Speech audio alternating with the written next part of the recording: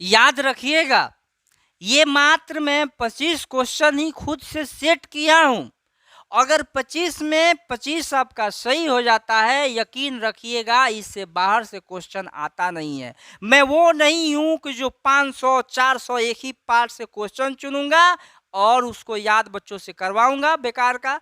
बस गारंटी के साथ 25 याद कीजिए, 25 में से आपको इससे अलग से आता नहीं है। तो फुल तैयारी, जब तक तोड़ेंगे नहीं तब तक छोड़ेंगे नहीं। पहला क्वेश्चन है प्रथम फ्रांसीसी क्रांति कब हुई थी? ऑप्शन नंबर ए है 1789, ऑप्शन नंबर बी है 1830, option C 1848, option D none of this. तो प्यारे बच्चों, सही जवाब क्या होगा? मारिए कमेंट में जल्दी से। तो सही जवाब है प्रथम फ्रांसीसी क्रांति 1789 ईस्वी में हुई थी। तो आगे चलते हैं, क्वेश्चन नंबर 2, द्वितीय फ्रांसीसी क्रांति कब हुई थी? सेकेंड फ्रांसीसी क्रांति कब हुई थी? तो ऑप्शन ए है 1789 ईस्वी, जो कि गलत है। अभी उस समय प्रथम फ्रांसीसी क्रांति हुई थी 1830, 1848 और non of these, D, option number D. तो कौन ऑप्शन सही है बच्चों? तो ऑप्शन नंबर बी बिल्कुल सही है। आपके पुस्तक में लिखा है जुलाई 1830 की क्रांति को ही द्वितीय फ्रांसीसी क्रांति कहते हैं। और अगला क्वेश्चन है तृतीय फ्रांसीसी क्रांति कब हुई थी? तो तृतीय फ्रांसीसी क्रांति ऑप्शन नंबर ए है 1789 ईस्वी, ऑप्शन बी 1830 ईस्वी, option C 1848, option D none of this. तो प्यारे बच्चों, सही जवाब होगा इसका ऑप्शन नंबर सी 1848 ईस्वी। क्यों? क्योंकि आप लोग अपने पुस्तक में अगर मेरा पिछला वीडियो देखे होंगे, बढ़िया से देखे होंगे, देख लीजिएगा, एकदम दिमाग में आ जाएगा। रट्टा मारने से कुछ होने वाला है नहीं। तो इस तरह फ्रांस में 3 क्रांतियां हुई। प्रथम फ्रांसीसी क्रांति 1789, दूसरी 1830 जुलाई 1830 और तीसरी 1848 ईस्वी। क्वेश्चन नंबर 4, नेपोलियन बोनापार्ट किस देश का शासक था? याद रखना बच्चा, लुई नाम आ जाए चाहे नेपोलियन नाम आ जाए तो वह फ्रांस का ही शासक होता है। तो नेपोलियन बोनापार्ट किस देश का शासक था? तो फ्रांस का शासक था। ऑप्शन नंबर ए बिल्कुल सही जवाब। क्वेश्चन नंबर 5, वियना सम्मेलन कब हुआ? चलिए क्वेश्चन को देखिएगा, दिमाग हिल जाएगा आपका। वियना सम्मेलन कब हुआ था? ए 1789 ईस्वी, जो बिल्कुल गलत बात है। उस समय प्रथम फ्रांसीसी क्रांति हुई थी। ऑप्शन नंबर बी 1830, बिल्कुल गलत जवाब। उस समय द्वितीय फ्रांसीसी क्रांति हुई थी। और 1848 बिल्कुल गलत जवाब। इस समय तृतीय फ्रांसीसी क्रांति हुई थी, नॉन ऑफ दीज, क्योंकि वियना सम्मेलन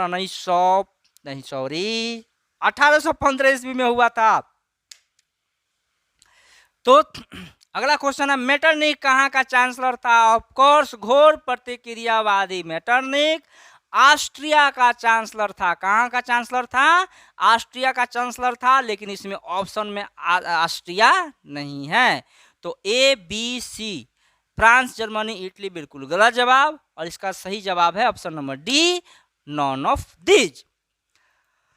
क्वेश्चन नंबर 7 है पुरातन व्यवस्था कौन लागू करना चाहता था? कौन चाहता था जो छोटे छोटे राज्य है उसी तरह रहे, सब कमजोर रहे? तो वह कौन चाहता था? ऑप्शन ए है बिस्मार्क, ऑप्शन बी है काउंट काबूर, ऑप्शन सी है मेटरनिक, ऑप्शन डी है नॉन ऑफ दिस। बिल्कुल सही जवाब होगा सी, बिल्कुल सही जवाब है दोस्तों। मेटरनिक जो था ऑस्ट्रिया का चांसलर था और वह चाहता था कि पुरातन व्यवस्था ही यूरोप में लागू रहे। इस प्रकार से आपने 7 प्रश्नों का जवाब दे दिया। तो याद रखिएगा कि ये 25 में 25 अगर आपका सही जवाब आता है आप कमेंट लिखिए। मैं आपको कौन बनेगा 10 टकिया प्रति में 10 रुपया आपको फोन पे कर दूंगा। अपना नंबर कमेंट में कर दीजिएगा। तो आगे है समान नागरिक संहिता किसने लागू किया? समान नागरिक संहिता किसने लागू किया था? तो मुझे पूरा यकीन है कि इस क्वेश्चन का आंसर आपको पता नहीं होगा, है? चलिए, है तो जवाब दीजिए। लुई 14वां ऑप्शन ए, बी है लुई 16वां, ऑप्शन सी है लुई 18वां और ऑप्शन डी है नॉन ऑफ दीज। तो प्यारे बच्चों, इसका सही जवाब है ऑप्शन नंबर सी, लुई 18वां। याद रखना, क्योंकि जब ऑस्ट्रिया का चांसलर मेटरनिक ने जो वियना सम्मेलन को बुलाया था, उसी में पुरातन व्यवस्था को लागू करते हुए फ्रांस का शासक बनाया था लुई 18वां को, जो बूर्बो वंश का शासक था, और उसी ने समान नागरिक संहिता को लागू किया, लोगों को एक समान बनाया। क्योंकि पता ही है फ्रांस में कितनी सारी क्रांतियां होती रहती थी। बूर्बो वंश का शासक कौन नहीं था? लुई 16वां या चार्ल्स 10 या लुई 18वां या नॉन ऑफ दीज। इसमें भी आपका दिमाग चक्कर नहीं गनचक्कर हो जाने वाला है। तो मैं आपको बता दूं, ये तीनों के तीनों बूर्बो वंश के ही शासक थे। याद है आपको? लुई 16वां, लुई में कोई भी आ जाए, 16वां 14वां 18वां, सब बूर्बो वंश का शासक था। लेकिन अंतिम बूर्बो वंश का शासक था चार्ल्स 10, जो जुलाई 1830 की क्रांति में खत्म होकर भाग गया, और बूर्बो वंश का शासन खत्म हुआ था फ्रांस में जुलाई 1830 में। और बाद में किसका शासन आया? चलिए, आर्लियंस वंश का आया था, लुई फिलिप आया था। याद होगा तब, याद नहीं है तो मेरा पिछला वीडियो देखिएगा, आपको पूरा याद हो जाएगा। ना रटने की जरूरत है, ना सोचने की जरूरत है, टक टक टक टक मारिएगा जवाब आप लोग। तो ऑप्शन है इसका डी सही जवाब, नॉन ऑफ दीज, तीनों के तीनों बूर्बो वंश के हैं। अब बहुत ही आसान क्वेश्चन है, इटली और जर्मनी वर्तमान में किस महादेश के अंतर्गत आते हैं? तो इटली और जर्मनी वर्तमान में किस महादेश के अंतर्गत आते हैं? तो अभी भी यूरोप में ही है बच्चा।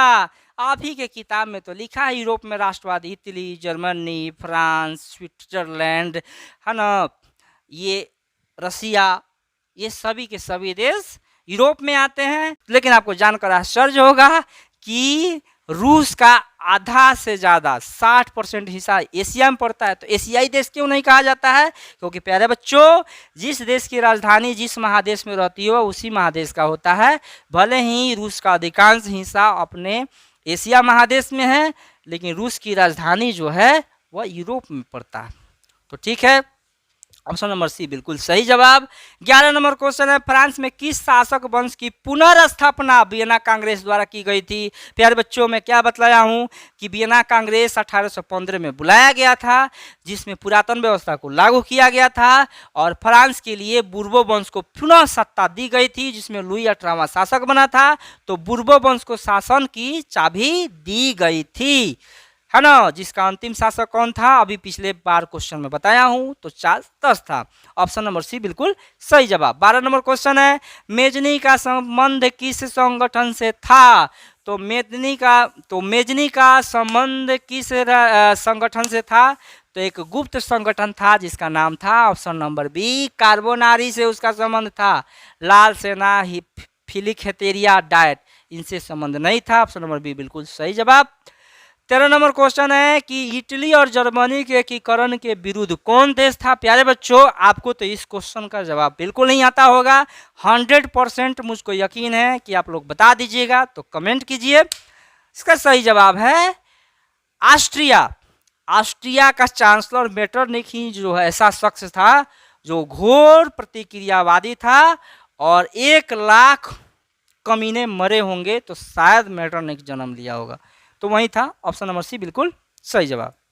तो प्यारे बच्चों, काउंट काबूर को विक्टर एमेनुअल ने किस पद पर नियुक्त किया था? प्रधानमंत्री। किस देश का? अब आप लोग कमेंट कीजिए। तो इटली का नहीं, सर्डिनिया पिडमाउंट का प्रधानमंत्री नियुक्त किया था। जर्मन राइन राज्य का निर्माण किसने किया? ऑफ कोर्स आपको पता है, Napoleon Bonaparte. Napoleon Bonaparte, option number B बिल्कुल सही जवाब है। जर्मन राइन राज्य का निर्माण किया था। जालबेरिन एक संस्था थी, किसकी संस्था थी जालबेरिन? क्रांतिकारियों की संस्था थी कि व्यापारियों की संस्था थी कि विद्वानों की कि पादरी सामंतों की? अभी अभी मैंने वीडियो डाला है, खूब बढ़िया से देख लीजिएगा कि जालबेरिन संस्था थी व्यापारियों की, जिसमें उसका प्रमुख एक तरह से कह सकते हैं जो सारे व्यापारी थे वो जर्मनी का एकीकरण करना चाहते थे और पर्सा के नियंत्रण में थे। एक तरह से संगठन बनवाया गया था। तो जालबेरिन एक व्यापारियों की संस्था थी जिनका काम था पूरे जर्मनी में जो छोटे छोटे राज्य है सब जगह एक समान मुद्रा का वस्तु को बिक्री किया जाए या खरीदा जाए। रक्त और लौह की नीति का अवलंबन किसने किया था? तो रक्त और लौह की नीति का अवलंबन बिस्मार्क ने किया था, है ना। किसने किया था? ऑप्शन नंबर सी बिल्कुल सही जवाब। फ्रैंकफर्ट की संधि कब हुई थी प्यारे बच्चों? फ्रैंकफर्ट की संधि हुई थी 1871 में। अब इसी से मेरा क्वेश्चन है, किन किन देशों के बीच हुई थी? कमेंट करके बताइए हमको। चलिए, ये मेरा सवाल है, इसको कमेंट करके बताइएगा कि फ्रैंकफर्ट की संधि किन किन देशों के बीच हुई थी। आपको मैं कौन बनेगा 10 रुपया पति में 10 रुपया फोन पे कर दूंगा। तो ठीक है, अगला क्वेश्चन है 19 नंबर। यूरोप वासियों के लिए किस देश का साहित्य एवं ज्ञान विज्ञान प्रेरणा का स्रोत रहा है? तो वह देश है यूनान। यूनान देश का साहित्यिक प्रगति, ज्ञान विज्ञान, आयुर्वेद सब प्रेरणा का स्रोत रहा है। तो ऑप्शन नंबर बी बिल्कुल सही जवाब। 1829 क्वेश्चन नंबर 20 में है, 1829 ईस्वी की एड्रियानोपल की संधि किस देश के साथ हुई थी प्यारे बच्चों?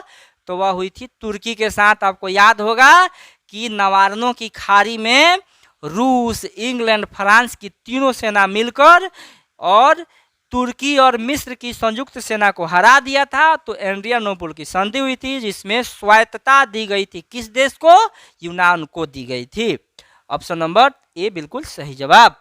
ऑप्शन 21 नंबर क्वेश्चन है, लुई फिलिप किस वंश का शासक था? ऑफ कोर्स बच्चों, मैंने बताया था आर्लियंस वंश का शासक था, क्योंकि जुलाई 1830 की क्रांति में बुर्बो वंश का शासन खत्म हुआ, आर्लियंस वंश का शुरू हुआ। ऑप्शन नंबर बी बिल्कुल सही जवाब। 22 नंबर क्वेश्चन है, नेपोलियन का पतन कब हुआ था?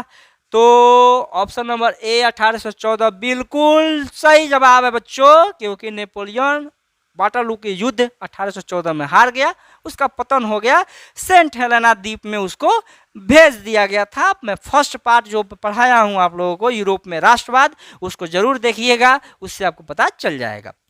क्वेश्चन नंबर 30, कार्बोनारी किस प्रकार का दल था? अभी पिछला बार ही में बताया था, उससे मेजने जुड़ा हुआ था और वह गुप्त संगठन था, एकदम चोरी छिपे ये लोग रहता था, है ना, और चाहता था कि किसी तरह अटैक कर करके गुप्त रूप से काम करते हुए। अब कम संख्या है, केवल सरकार से नहीं ना भीड़ जाइएगा, कोनो केजीएफ के रॉकी भैया हैं कि सीधे संसदीय भवन में घूम के लगिएगा गोली चलाने। तो इस तरह से वह गुप्त संगठन था कार्बोनारी।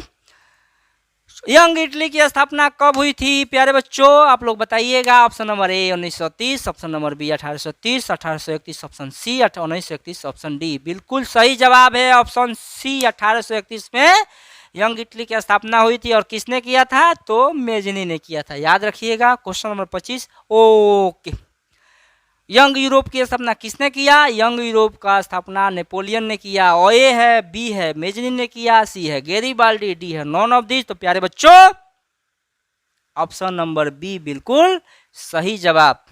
उम्मीद है कि 25 क्वेश्चन में से 25 आपसे बना होगा, और इस तरह से मुझ पर प्यार दुलार बनाए रखिएगा। वीडियो अच्छा लगा तो सब्सक्राइब कर लो भाई, मेहनत कर रहा हूँ। ओके, टाटा बाय, धन्यवाद।